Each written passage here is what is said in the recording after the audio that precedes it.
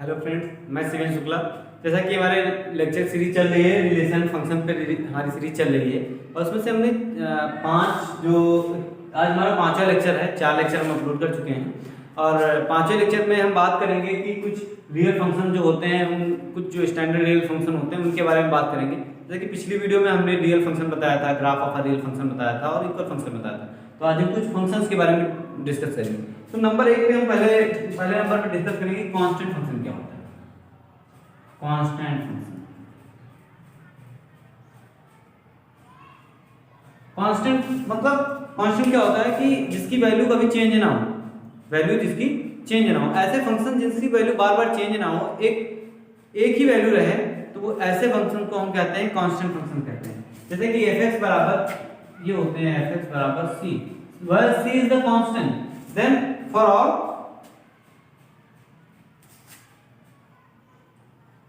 all x belongs to R, जितने भी x real number में बिलोंग कर रहे हैं उनके लिए f(x) की वैल्यू c ही रहे, कोई दूसरी वैल्यू चेंज ना हो।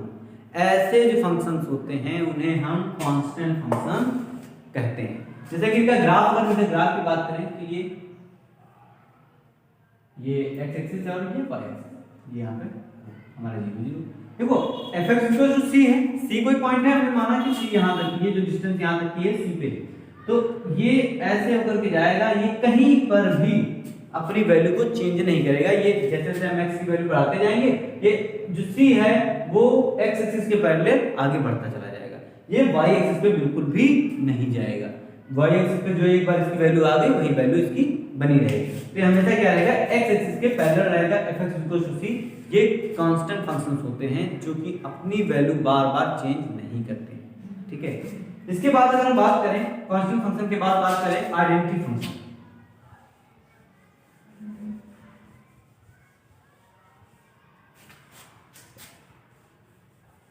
अब हम अगर बात करते हैं identity function,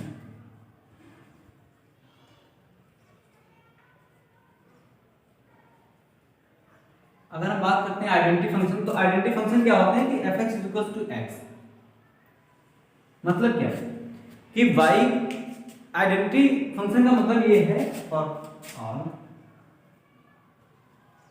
x belongs to 0। इसका मतलब क्या है कि हर एक x के लिए हर एक y की वैल्यू बराबर होगी। मतलब अगर x की वैल्यू 1 है तो y की वैल्यू 1 होगी। जैसे कि यहाँ पे हमने x = 1 ले लिया, x = 1, तो f(x) क्या आ जाएगा, 1 आ जाएगा, 2 लोगे 2 आ जाएगा। तो इसका ग्राफ कैसे होगा, हमने 1 लिया तो कैसे कैसे इसके आएंगे ऑर्डर पे, 1,1 आएगा, 1,2,2 आएगा, 3,3 आएगा, ऐसे करके आएंगे। ये जैसे ये 1 2 3 4, 1 2 3 4, ये क्या हो जाएगा, एक ये पॉइंट मिलेगा, एक ये पॉइंट मिलेगा, एक ये पॉइंट मिलेगा, ऐसे करके पॉइंट नीचे चले जाएंगे। तो इनको जब मिलाएंगे तो ये हमें स्ट्रेट लाइन मिल जाएगी। ठीक है, तो ये जो फंक्शन होते हैं जिनकी x के लिए और y के लिए वैल्यू दोनों के लिए, मतलब x के लिए जो डोमेन लेते हैं, डोमेन और रेंज दोनों में वैल्यू सेम होती है, ऐसे फंक्शन जो होते हैं हमारे वो आइडेंटिटी फंक्शन कहते हैं। और उनका ग्राफ हमारा इस तरीके से आता है, इसको लिखते हैं f(x) = x। ठीक है, तो ये हमारा हो गया कौन सा, आइडेंटिटी फंक्शन हो गया। तो हमने दो फंक्शन डिफाइन कर लिए कि कांस्टेंट फंक्शन क्या होता है, आइडेंटिटी फंक्शन क्या होता है, उनकी ग्राफ भी हमने देख ली। अब इसके बाद बात आती है कि पॉलिनोमियल फंक्शन क्या होता है। पॉलिनोमियल बहुत अच्छे से आप लोगों ने पढ़ा होगा, यहाँ पे 9th में भी है और शायद हाई स्कूल में भी है। तो पॉलिनोमियल फंक्शन क्या होते हैं,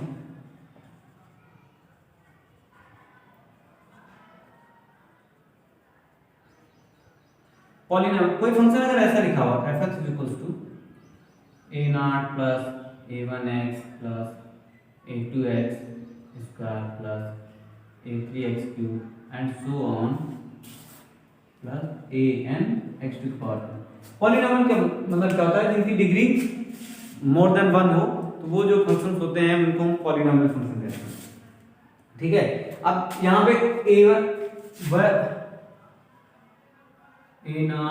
a1 a2 and so on an जो है वो हमारे क्या है, वो रियल नंबर्स को बिलोंग करते हैं, वो हमारे रियल नंबर।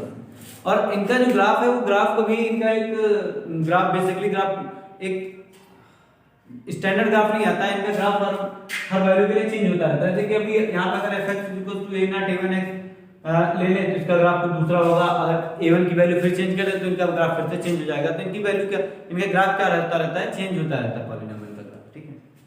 फिर अगर हम बात करें कि मॉड्यूलस फंक्शन क्या होता है, बहुत ही अच्छा है मॉड्यूलस फंक्शन। अगर आप मॉड्यूलस फंक्शन की मॉड की वैल्यू जो +1 और -1 आती है, हमेशा पॉजिटिव मॉड निकलता है जो x के बारे, तो वो वही फंक्शन जो हमारा मॉड्यूलस है।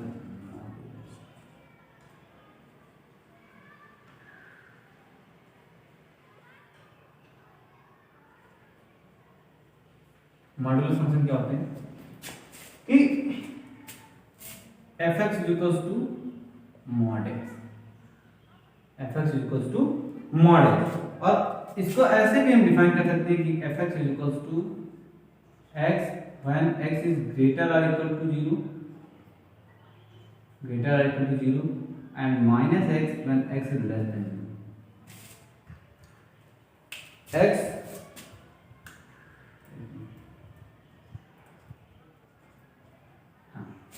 मॉडुलस फंक्शन कैसे डिफाइन होते हैं कि जो हमारा मॉड x होता है, इसको एक्चुअली में एक डिफाइन करने का ये तरीका है, इसको डिनोट जैसे करते हैं कि fx = mod x, ठीक है।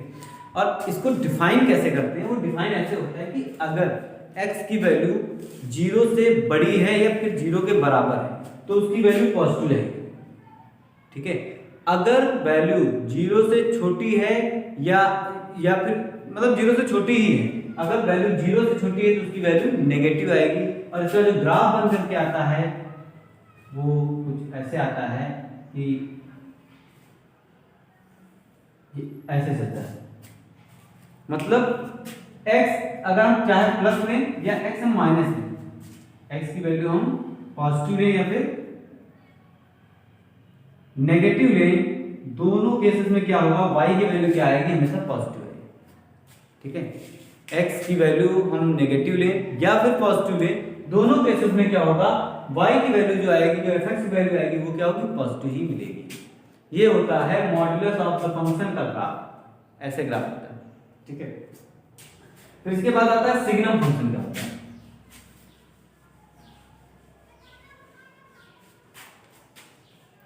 इसके बाद आता है signum function.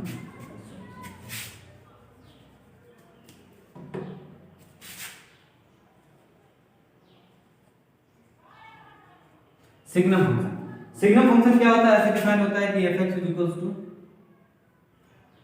mod x upon x, mod x upon x and 0 when x is not equal to 0 and x is equal to 0।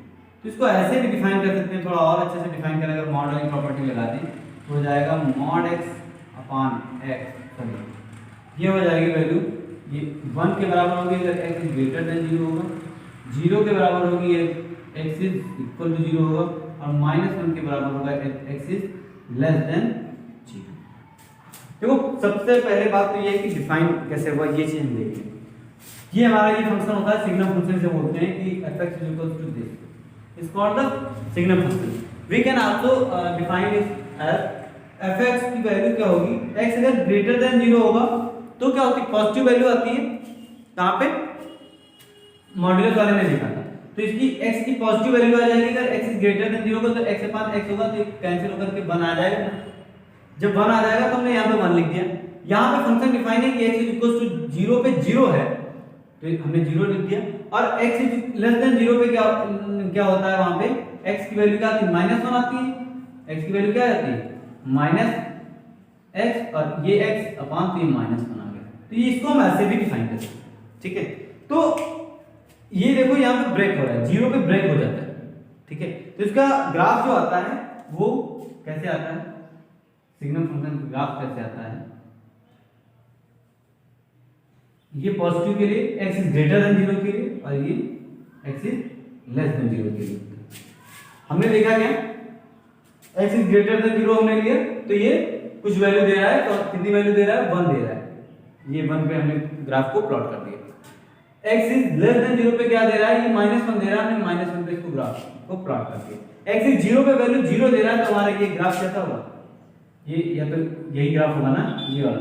तो ये कहां पे देखो, ये ब्रेक हो जा रहा है यहाँ पे, इन दोनों में देखो तो ये क्या हो जा रहा है, ब्रेक हो जा रहा है। तो इस तरीके से हमने आज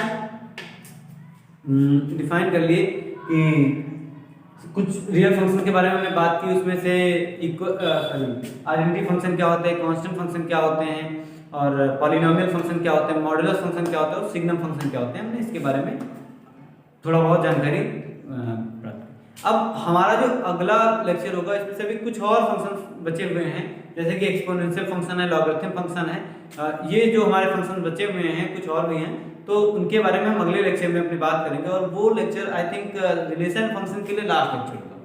ओके देन अब आज के लिए बस इतना ही, और अगले लेक्चर में मिलते हैं, तब तक के लिए धन्यवाद।